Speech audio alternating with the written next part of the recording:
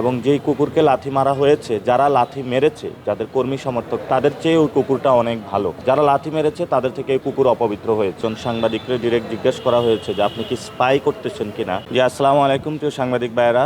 আজকে আমরা সকালবেলায় প্রচারণা শুরু করেছিলাম, বিকারুন্নেসা আমরা প্রচারণা করেছি, ব্যাপক সাড়া পেয়েছি।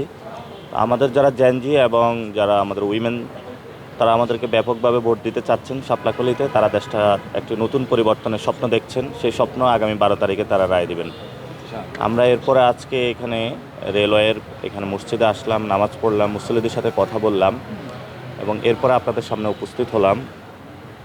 তো ঢাকা আটকে আমরা একটা চাকরি বান্ধব, যারা এখানে অনেক সরকারি চাকরিজীবী রয়েছে, ওনাদের বাসস্থান, খাদ্য এবং ওনাদের পে স্কেল জনিত অনেক সমস্যা রয়েছে, আমরা এগুলো ইনশাল্লাহ সমাধান করতে চাই, যাতে ঢাকা আটে যে কোনো সরকারি চাকরিজীবী নিরাপদে থাকতে পারে, নিজের ফ্যামিলি, নিজে এবং সবাইকে নিয়ে আমরা এটা নিশ্চিত করবো ইনশাল্লাহ।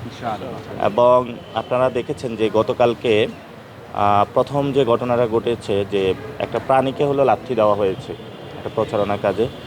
আমরা বলবো যে ঢাকা আটকে আমরা সকল প্রাণীর জন্য একটা নিরাপদ নগরী বানাবো। আমরা একটা কমপ্লেক্স বা বিল্ডিং বানাবো, যেখানে যারা পেট লাভার তারা সেখানে রেখে যেতে পারবে এবং সেখানে আমরা তাদের খাদ্য, বাসস্থান সব কিছু নিশ্চিত করব।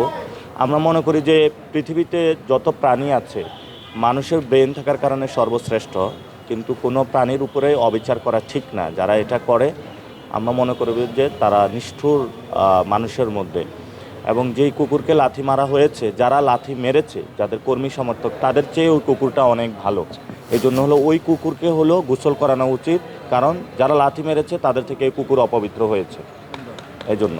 দ্বিতীয়ত একটি বিষয়, গতকালকে একজন সাংবাদিককে ডিরেক্ট জিজ্ঞেস করা হয়েছে যে আপনি কি স্পাই করতেছেন কিনা। তো আমি মনে করি এটা ডিরেক্টলি ফ্রিডম অফ এক্সপ্রেশনের উপরে থ্রেট, এবং বাংলাদেশে যারা সাংবাদিকতা করছেন তাদেরকে একটা থ্রেটের মধ্যে রেখে সাংবাদিকতা চালানোর তারা আদেশ দিয়ে দিয়েছেন।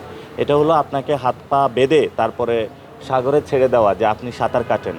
তো এটা তো আসলে সম্ভব না। আমরা মনে করি যে এই গণ অভ্যুত্থানের পরে যারা সাংবাদিকতা করে তাদের জায়গাটায় তাদের সম্মান প্রদর্শন করা উচিত। তো যারা সাংবাদিকদেরকে সম্মান প্রদর্শন করে না, কুকুরদের প্রতি সম্মান প্রদর্শন করে না, কোনো প্রাণীদের প্রতি সম্মান প্রদর্শন করে না, মানুষ তাদের বিরুদ্ধে আগামী 12 তারিখ ইনশাল্লাহ রায় দিবে। আমরা ইনশাল্লাহ এটা নিয়ত করেছি, কারো বিরুদ্ধে কিছু বলবো না।